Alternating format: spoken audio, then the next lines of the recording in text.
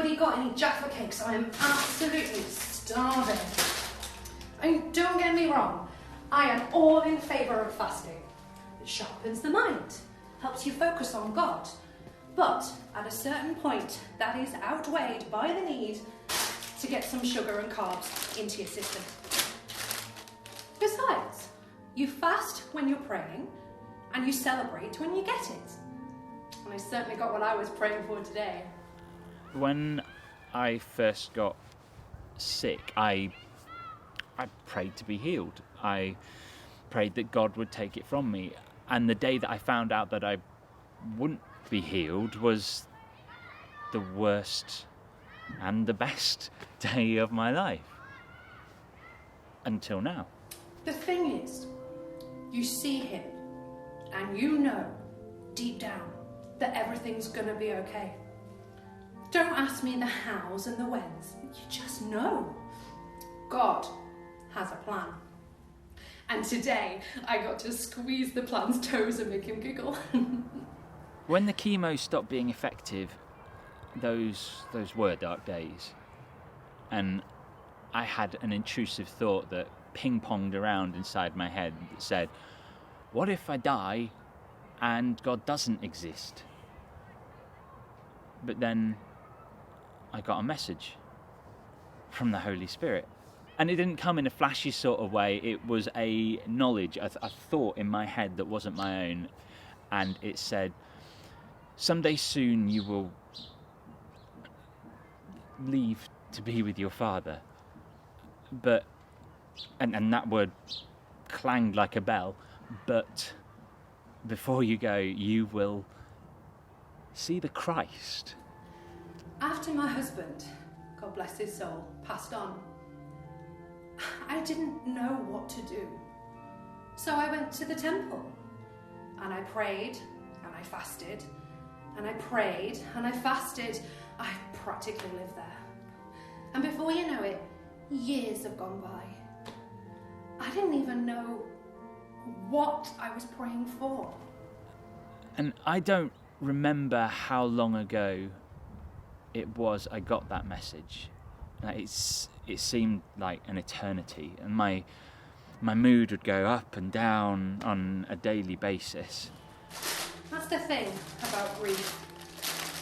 You pray and you pray and you pray, but all you're asking is, God, please.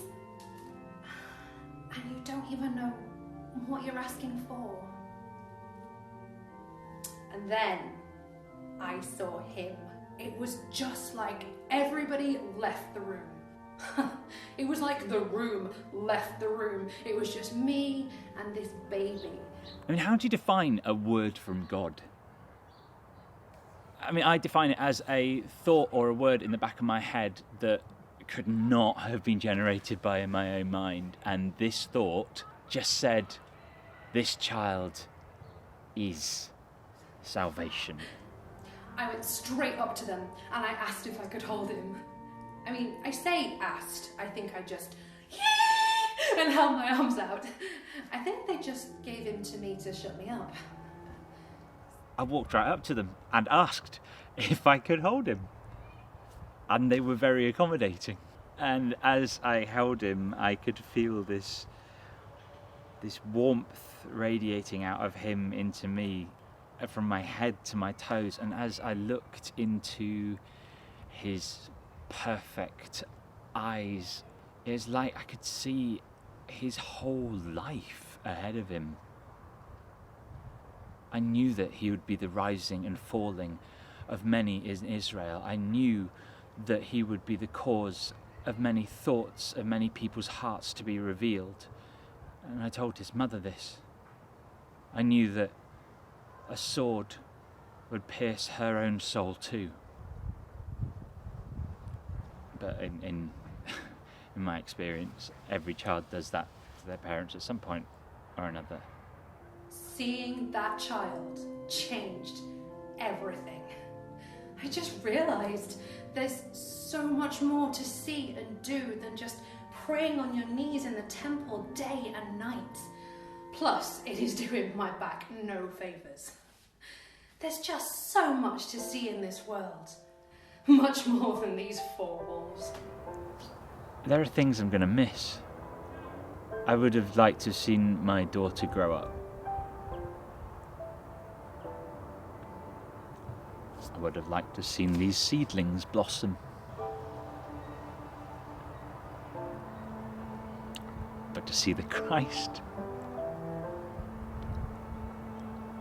to see the face of God while I'm alive, and to feel the hope that brings. Oh, but that's something, right?